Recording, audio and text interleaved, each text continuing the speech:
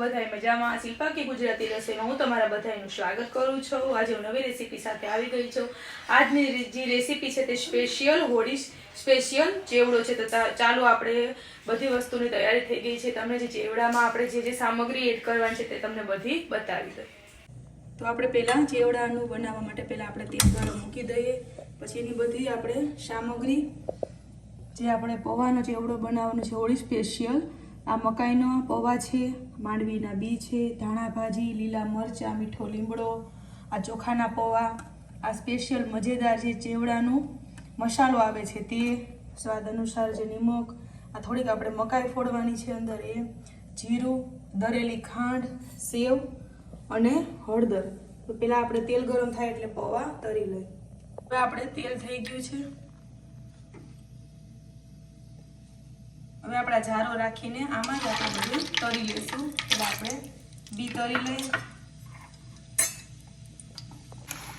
તમે જોઈ શકો છો આપણું તેલ થઈ ગયું છે અને બી પણ સરસ તળાઈ ગયા છે। હવે આપણે તળવાના છે, એકદમ વધારે નથી બ્રાઉન કરવાના।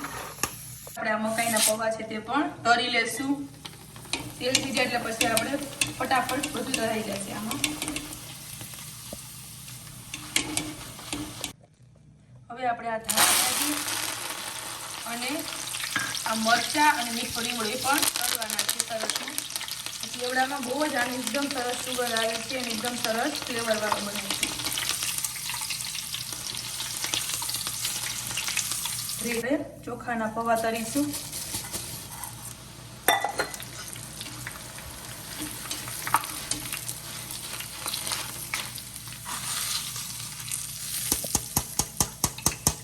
આ પણ તળાઈ ગયા છે। હવે આપણે આટલા પોપકોર્ન ફોડવાના છે જે પણ આપણે એડ કરી દઈશું તેલમાં જ। થોડુંક જીરું પણ આમાં તળી નાખ્યું છે।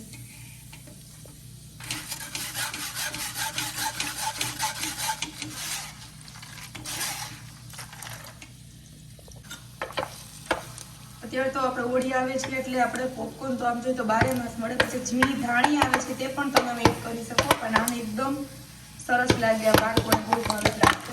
આપણે આમાં થોડુંક તેલ છે, થોડુંક આપણે એડ કરીને આપણો જે ચેવડો છે એ બધું તળાઈ ગયું છે। હવે આપણે વઘારવાનું છે। આવી રીતના જો બધું તળાઈ ગયું છે, ખાલી મીઠું, હળદર અને બધે મસાલા નાખીને જો એકદમ સરસ કડક થઈ ગયું છે। આપણે આમાં અડધી ચમચી જેટલી હિંગ ઉમેરીશું। આપણે 1 ચમચી જેટલી હળદર ઉમેરીશું અને આપણે ચેવડો જે બધું તળાઈ ગયા છે તે આમાં એડ કરી દઈએ।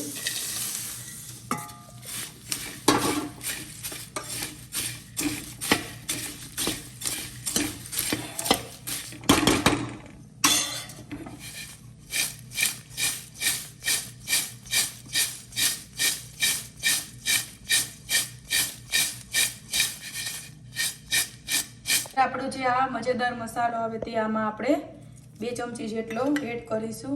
આનાથી એકદમ સરસ ચેવડામાં સ્વાદ આવે છે। સ્વાદ અનુસાર આપણે નમક એડ કરીશું। ચેવડામાં આવે છે એટલે આપણે એ પ્રમાણે કરીએ। અને 2 ચમચી જેટલી આપણે દરેલી ખાંડ ઉમેરીશું અને આપણે ઉપરથી આ બધી આ સેવ પણ આમાં ઉમેરી દઈશું। હવે આપણે પાછું એકદમ સરસ હલાવી લઈએ।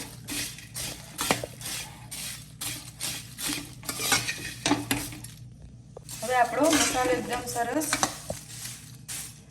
હવે આપણો ચેવડો સરસ બની ગયો છે અને આપણે હવે પ્લેટમાં લઈ લઈએ।